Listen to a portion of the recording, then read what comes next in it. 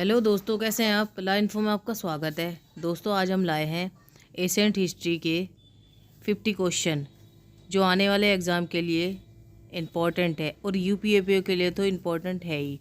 यूपीएपीओ में दोस्तों इन 50 क्वेश्चन में से कम 10, 12 या 15 तक क्वेश्चन आने वाले हैं। तो दोस्तों, मेरा चैनल नया है, आप शेयर, सब्सक्राइब और लाइक ज़रूर कीजिएगा। तो चलिए दोस्तों, शुरू करते हैं आज की वीडियो। क्वेश्चन नंबर 1, वत्स महाजनपद की राजधानी कहाँ थी। आंसर है कौशाम्बी। क्वेश्चन नंबर 2, गोपद ब्राह्मण किस वेद से संबंधित है। आंसर है अर्थवेद। इसका नोट्स है, गोपद ब्राह्मण अर्थवेद का ब्राह्मण ग्रंथ है। ऋषि गोपद द्वारा इस ग्रंथ की रचना की गई थी। क्वेश्चन नंबर 3, हिंदू दर्शन के अनुसार कुल यम और नियम कितने हैं। आंसर है 20। 20 यम और नियम है। क्वेश्चन नंबर 4, अशोक किस वंश का राजा था। आंसर है मौर्य वंश का राजा था। इसका नोट्स है, अशोक मौर्य वंश का राजा था जिसने 269 ईस्वी पूर्व से 232 ईस्वी पूर्व तक राज्य किया। कलिंग युद्ध के बाद उसने बौद्ध धर्म अपना लिया। क्वेश्चन नंबर 5, अर्थशास्त्र किस युग में लिखा गया। आंसर है मौर्य युग में लिखा गया। इसका नोट्स है, अर्थशास्त्र की रचना चंद्रगुप्त मौर्य के प्रधानमंत्री और गुरु चाणक्य ने की, जो पहले तक्षशिला विश्वविद्यालय में शिक्षक थे। क्वेश्चन नंबर 6, हड़प्पा सभ्यता में टेराकोटा की खोज कहाँ हुई। आंसर है मोहनजोदड़ो में। मोहनजोदड़ो एक स्थान है। जब हड़प्पा सभ्यता चल रही थी तो वहाँ टेराकोटा की खोज हुई। इसका नोट्स है, मोहनजोदड़ो हड़प्पा सभ्यता का एक प्राचीन क्षेत्र है जिसका अर्थ है मृतकों का टीला। आग में पकी मिट्टी को टेराकोटा कहा जाता था। क्वेश्चन नंबर 6, चरक किसके समकालीन थे। आंसर कनिष्ठ। नोट्स है, चरक कनिष्ठ के दरबार में विद्वान थे। उन्होंने चरक संहिता नामक पुस्तक की रचना की थी। क्वेश्चन नंबर 8, गुप्त साम्राज्य के समय किसने लौह स्तंभ लगवाया। आंसर है चंद्रगुप्त सेकंड ने। इसका नोट्स है, विशाखा दत्त के नाट्य दर्पण के अनुसार ये लौह स्तंभ स्वयं चंद्रगुप्त द्वितीय विक्रमादित्य ने लगवाए थे। क्वेश्चन नंबर 9, गुप्त वंश का प्रथम राजा कौन था। आंसर है श्रीगुप्त। क्वेश्चन नंबर 10, दक्षिण भारत में जैन धर्म किसके नेतृत्व में फैला। आंसर है भद्रभाहु। इसका नोट्स है, दक्षिण भारत में जैन धर्म भद्रभाहु के नेतृत्व में फैला। भद्रभाहु ने ही चंद्रगुप्त मौर्य को जैन धर्म की दीक्षा दी थी। क्वेश्चन नंबर 11, किस ग्रीक राजदूत ने विष्णु के सम्मान में स्तंभ बनवाया। आंसर है हेलियोडोरस। इसका नोट्स है, ग्रीक राजदूत हेलियोडोरस ने विदिशा में शुंग राजा विष्णु के सम्मान में स्तंभ बनवाया। उस राजदूत को ग्रीक राजा भागभद्र ने भेजा था। क्वेश्चन नंबर 12, किस सातवाहन राजा ने सर्वप्रथम राजा के नाम के सिक्के जारी किए। आंसर है सातकर्णी प्रथम नाम के राजा ने। नोट्स का नोट्स है, सातवाहन वंश आंध्र प्रदेश में राज्य करने वाला प्राचीन ब्राह्मण वंश था। इसका राज्य वर्तमान कर्नाटक से मध्य प्रदेश गुजरात तक फैला हुआ था।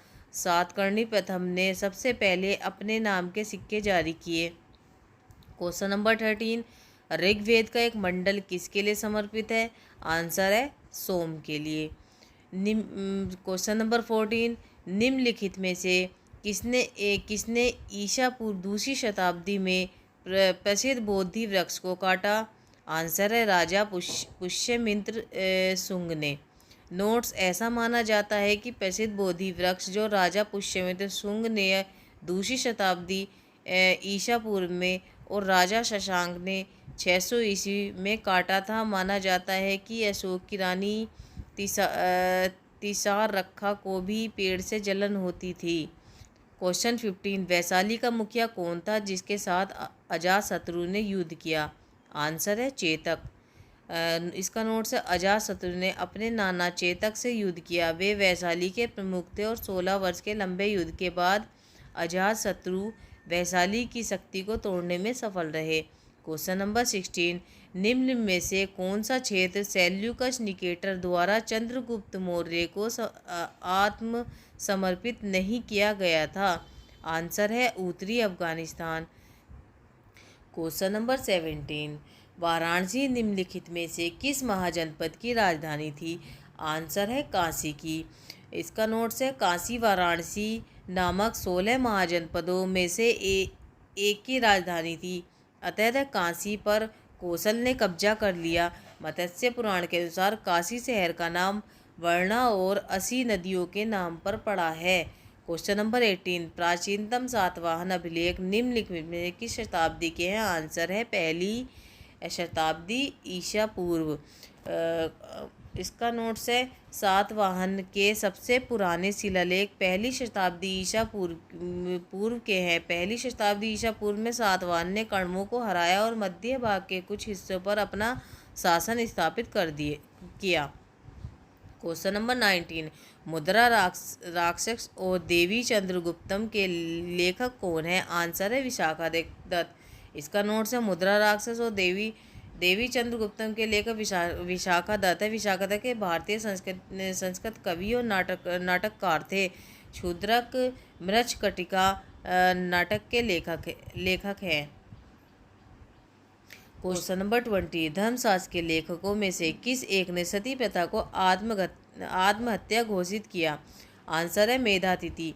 मेधातिथि मनुस्मृति पर सबसे पुराने और सबसे प्रसिद्ध टीकाकारों में से एक है। वे सती प्रथा को आत्महत्या के समान मानते थे, जिसकी वेदों में मनाही है। किसी के जीवन की अवधि समाप्त होने से पहले ही उसकी मृत्यु नहीं होनी चाहिए। क्वेश्चन नंबर 21, बिहार में निम्नलिखित में से कौन सा स्थल बौद्ध और जैन धर्म का तीर्थ स्थान है? आंसर है वैशाली। इसका नोट्स है, वैशाली जिला भगवान महावीर की जन्म स्थली होने के कारण जैन धर्म के महावलंबियों के लिए एक पवित्र नगरी है। भगवान बुद्ध का इस धरती पर 3 बार आगमन हुआ। भगवान बुद्ध के समय 16 महाजनपदों में वैशाली का स्थान मगध के समान महत्वपूर्ण था। क्वेश्चन नंबर 22, चतुर्थ बौद्ध संगति का आयोजन कहाँ हुआ? आंसर है कश्मीर। इसका नोट्स, एक मान्यता के अनुसार बौद्ध संगति निम्नलिखित है। प्रथम बौद्ध संगति राजगृह में 483 में हुई। द्वितीय बौद्ध संगति वैशाली में 383 में हुई। तृतीय बौद्ध संगति पाटलिपुत्र में 251 में हुई। चतुर्थ बौद्ध संगति कुंडलवन ब्रैकेट में कश्मीर है, कुंडलवन ईस्वी की प्रथम शताब्दी में हुई।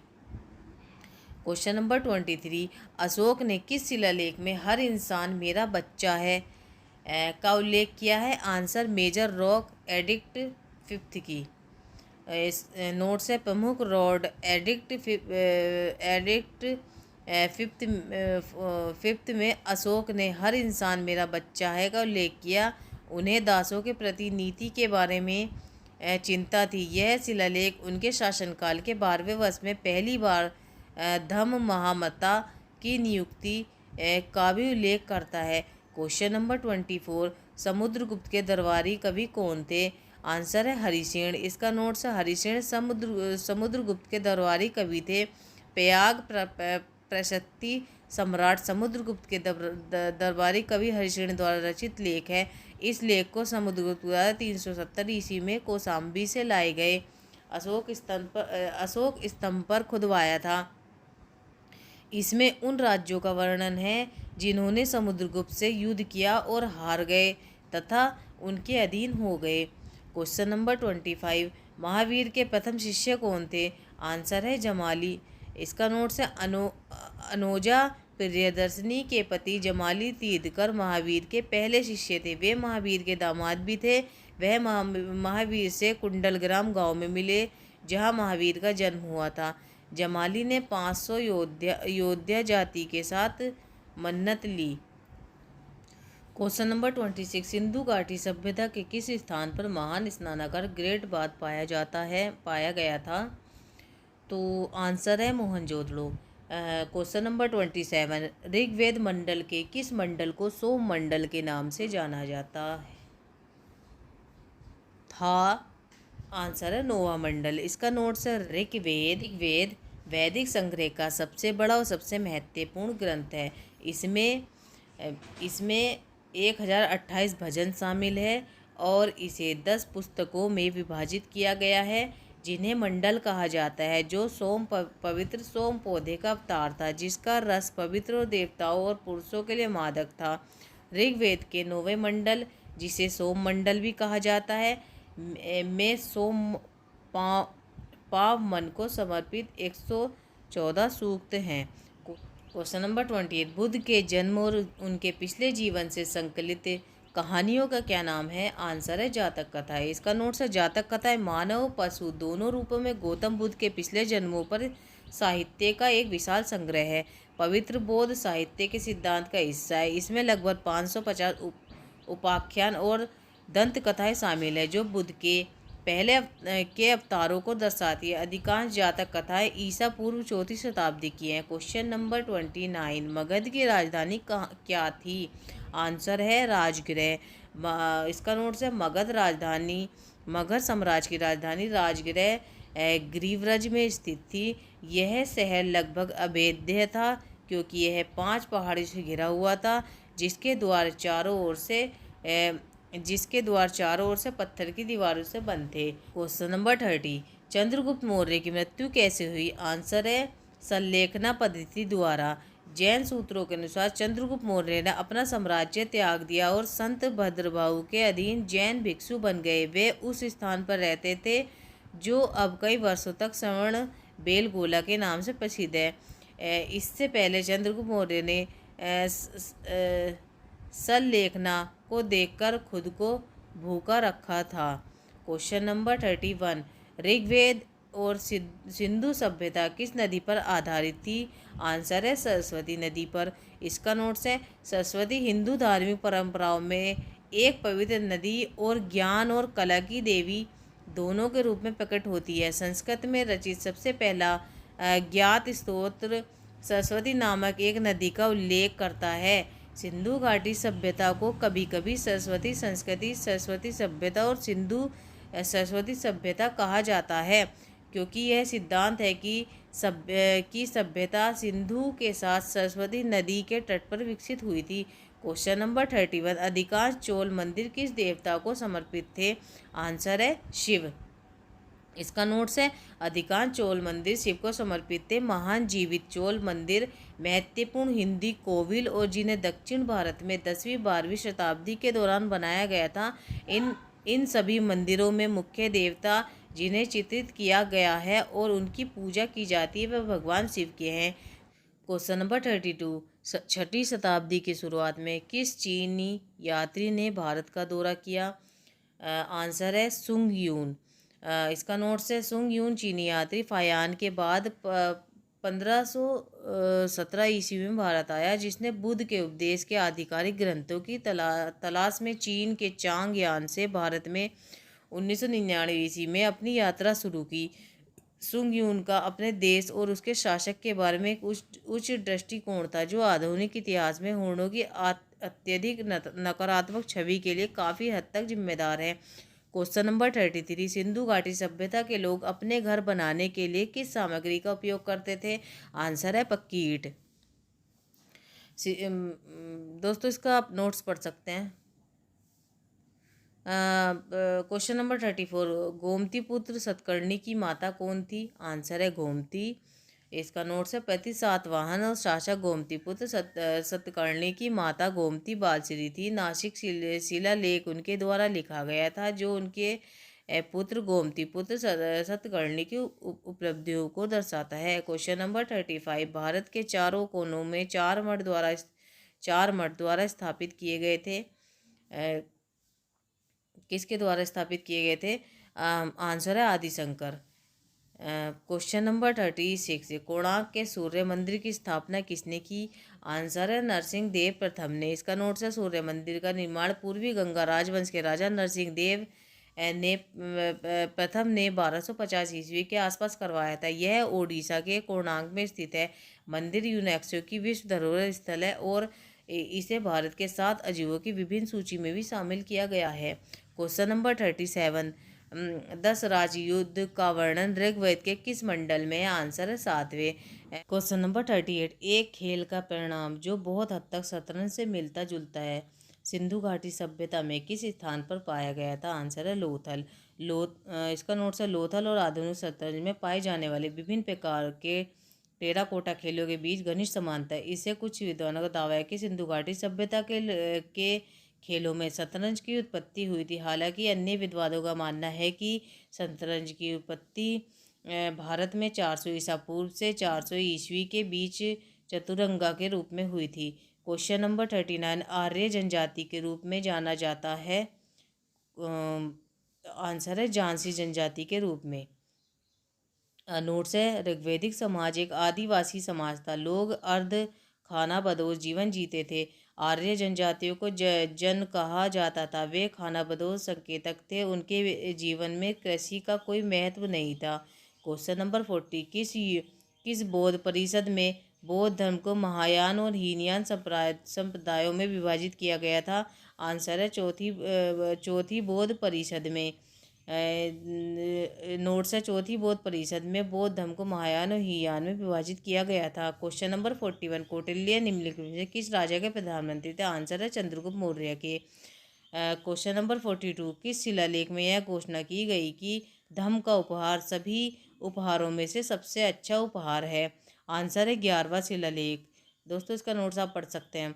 क्वेश्चन नंबर 43, किस काल के अंत में गंगा के मैदान में शहरी क्षेत्र खत्म होने लगे थे? गुप्त काल में। क्वेश्चन नंबर 44, कविराज की उपाधि किसने धारण की थी? आंसर है समुद्रगुप्त ने।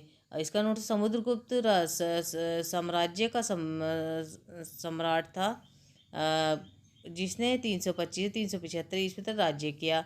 वह एक शक्तिशाली सम्राट था किंतु बड़ा विद्वान भी था। इसी कारण उसे कविराज की उपाधि दी गई थी। क्वेश्चन नंबर 44, पुस्तक नेचुरल हिस्ट्री निम्नलिखित में किसके द्वारा लिखी गई थी? आंसर है प्लिनी के। प्लिनी एक रोमन लेखक थे जिन्होंने नेचुरल हिस्ट्री नामक पुस्तक लिखी थी। वह अपनी इस पुस्तक में शिकायत करता है कि भारत के साथ उनके व्यापार के कारण रोम का सोना खत्म हो गया था। क्वेश्चन नंबर 46, इच्छा ही सभी कष्टों का कारण है किस धर्म का उपदेश था? आंसर है बौद्ध धर्म। दोस्तों, मेरा चैनल नया है, प्लीज़ आप शेयर, लाइक और मेरा चैनल सब्सक्राइब करके मेरा सपोर्ट कर सकते हैं। क्वेश्चन नंबर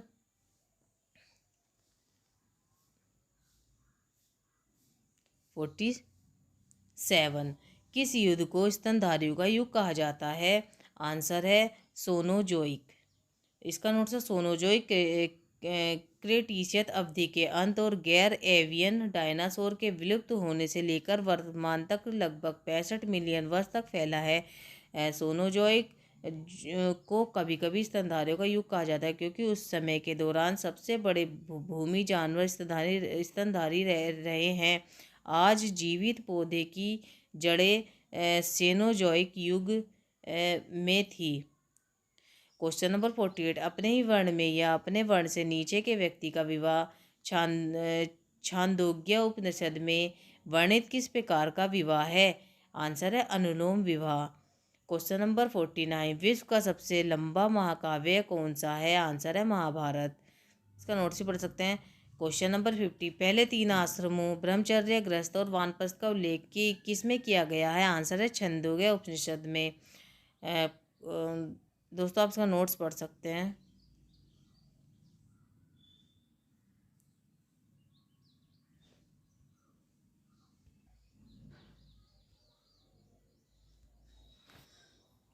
क्वेश्चन नंबर 50, पहले 3 आश्रमों ब्रह्मचर्य, गृहस्थ और वानप्रस्थ का उल्लेख किस में किया गया है? आंसर है छंदोग्य उपनिषद में। क्वेश्चन दोस्तों आप इसका नोट्स भी पढ़ सकते हैं। दोस्तों मैंने आपको 50 क्वेश्चन कराए हैं। ये आने वाले एग्ज़ाम के लिए इम्पोर्टेंट है और यूपीएपीओ के लिए तो बहुत इम्पोर्टेंट है।